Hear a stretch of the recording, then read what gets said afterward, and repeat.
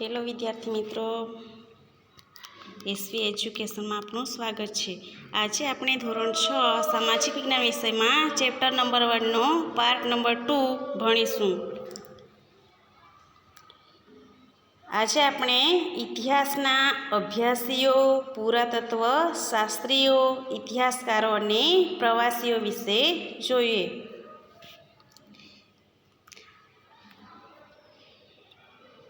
માનવ સમાજનો ભૂતકાળ જાણવા માટે આપણે પુરાતત્વ શાસ્ત્રીઓ કે જેને અંગ્રેજીમાં આર્ચિયોલોજિસ્ટ કહેવાય છે, તે સંશોધન કરીને માહિતી આપે છે।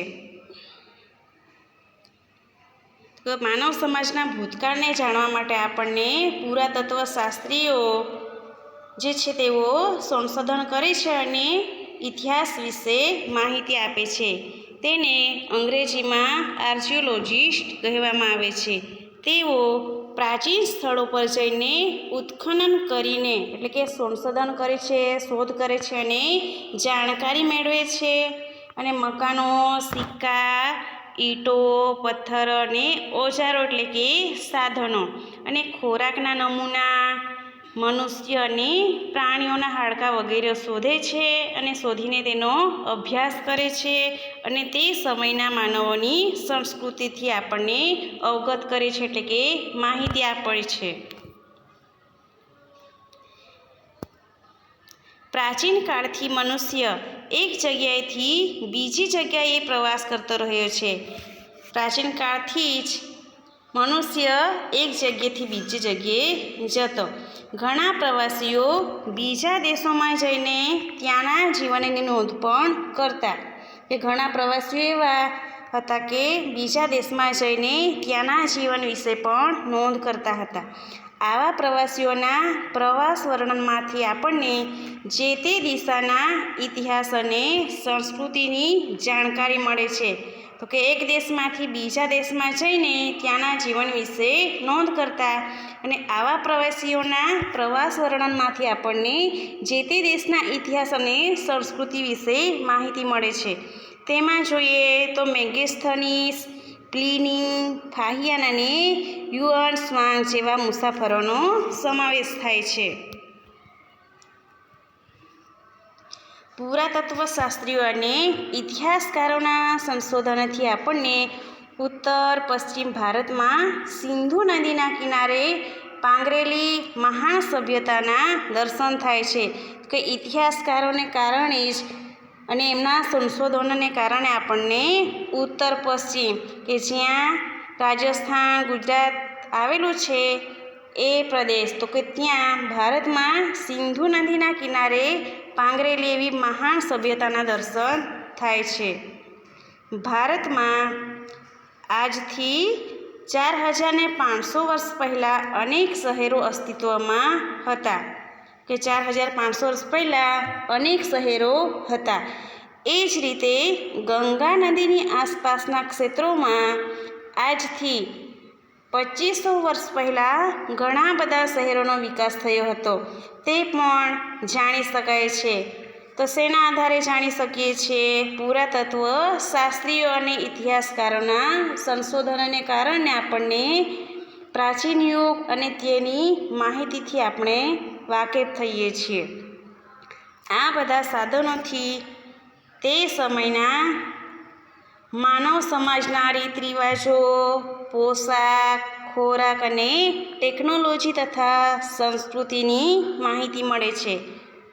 આ બધા સંશોધનોને કારણે અને સાધનોથી તે સમયના માનવ સમાજના રીત રિવાજો, કે તે સમયમાં કઈ રીતે રહેતા હતા, કયા પ્રકારનો ખોરાક ખાતા હતા, કયા પ્રકારના કપડાં પહેરતા હતા, તે સમયે કઈ કઈ ટેકનોલોજીનો વિકાસ થયો હતો તથા સંસ્કૃતિની માહિતી આપણને મળે છે।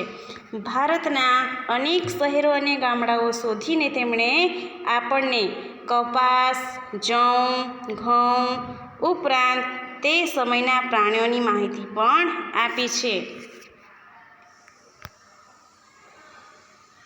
ઇતિહાસકારો ભૂતકાળનું અધ્યયન કરનારા મહત્ત્વના વિદ્વાનો છે।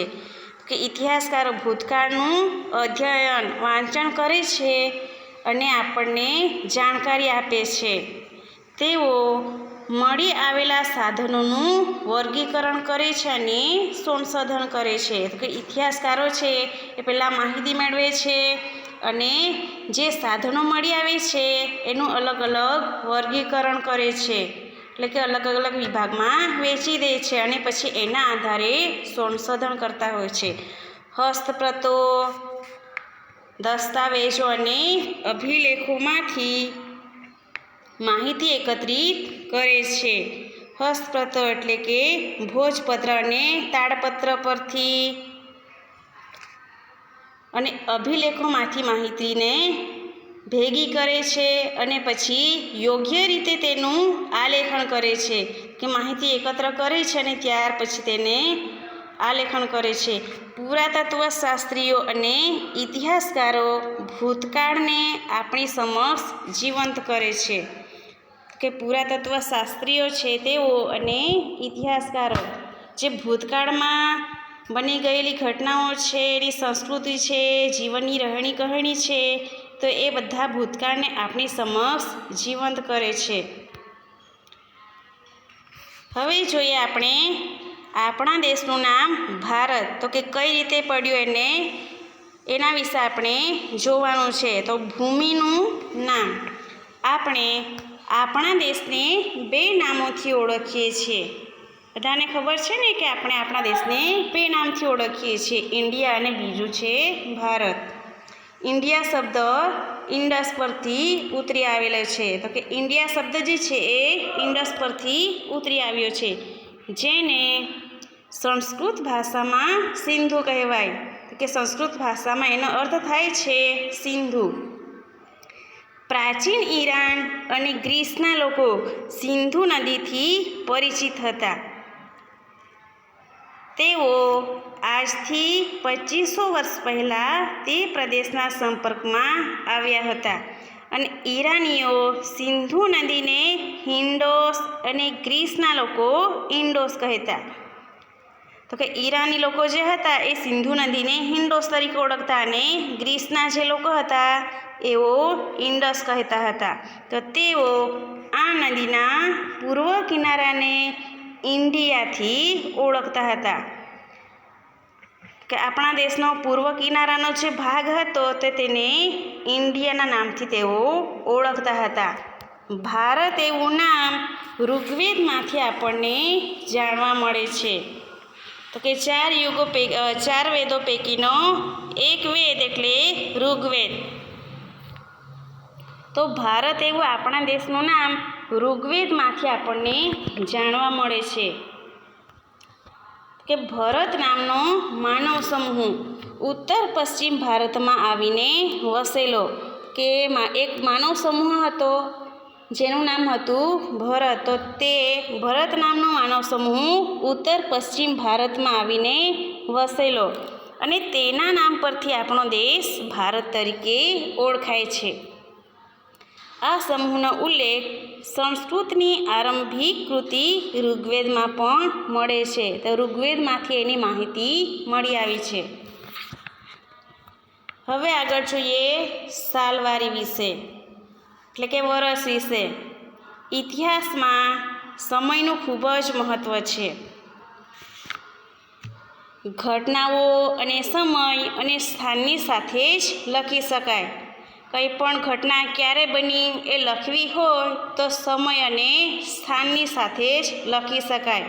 કે કઈ સાલમાં ઘટના બની, કઈ તારીખે ઘટના બની એના આધારે જ આપણે લખી શકીએ. તો કે આપણે સમયને કઈ રીતે લખી શકીએ છીએ? તો કે તારીખ, માસ અને વર્ષ સાથે સાંકળીને સમજીએ છીએ.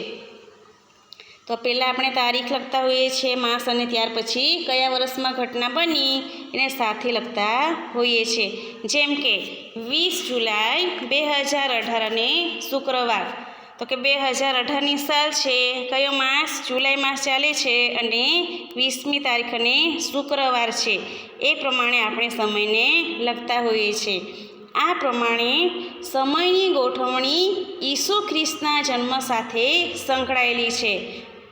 તો કે આપણે જે સમયને ઓળખીએ છીએ તેની ગોઠવણી ઈસુ ખ્રિસ્તના જન્મ સાથે સંકળાયેલી છે.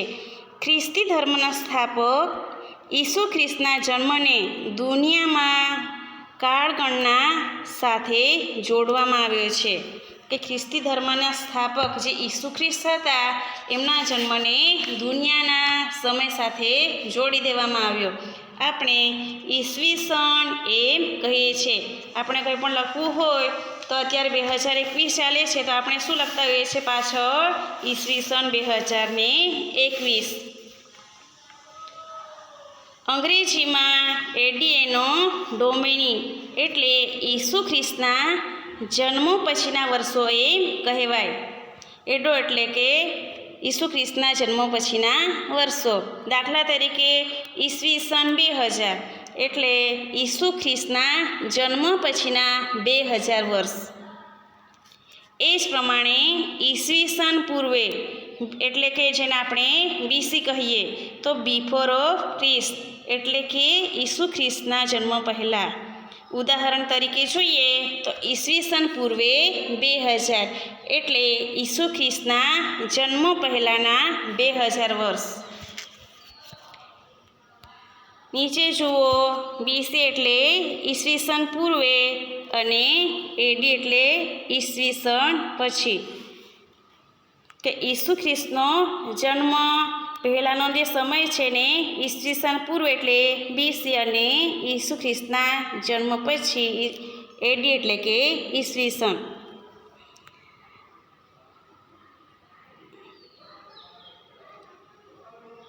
ઇતિહાસમાં ઈસવીસન પૂર્વે અને ઈસવીસનને સમજાવતી સમયરેખા આપણે ઉપર સમયરેખા દર્શાવી છે તેના વિશે નીચે માહિતી આપી છે.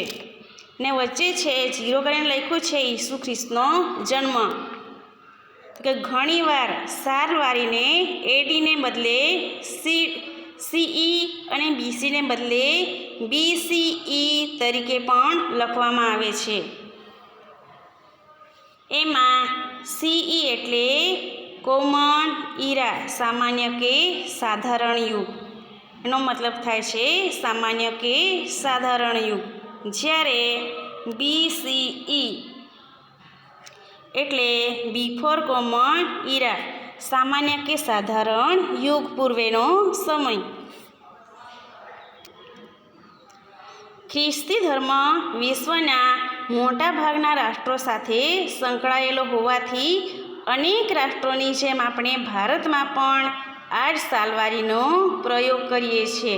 કે ખ્રિસ્તી ધર્મ મોટા ભાગના દેશો સાથે સંકળાયેલો છે, માટે બીજા દેશોની જેમ આપણે પણ આપણા દેશ ભારતમાં આ જ સાલવારીનો પ્રયોગ કરીએ છીએ.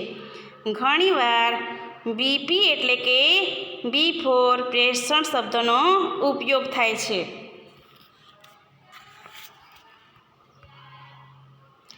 આટલું જાણો. બીસી એટલે બિફોર ખ્રિસ્ત, એડી એટલે એનો ડોમિની. એનો અને ડોમિની એવા બે શબ્દો મૂળ ગ્રીક શબ્દ છે કે ગ્રીક ભાષા પરથી ઉતરી આવેલા છે અને જેનો અર્થ in the year of God થાય છે, ભગવાનના સમયનું વર્ષ એવો એનો અર્થ થાય છે. દાખલા તરીકે જોઈએ તો એડી 2018 એટલે કે ઈસવીસન પછીનો 2018નું વર્ષ. અત્યારે 2021 ચાલે છે તો આપણે કહીશું એડી 2021 એટલે કે ઈસુ ખ્રિસ્તના જન્મ પછીના 2021મું વર્ષ અત્યારે ચાલે છે એમ કહી શકાય. શિલાલેખ. શિલાલેખ એટલે પથ્થર પર કોતરીને લખાયેલો લેખ. ભોજપત્ર.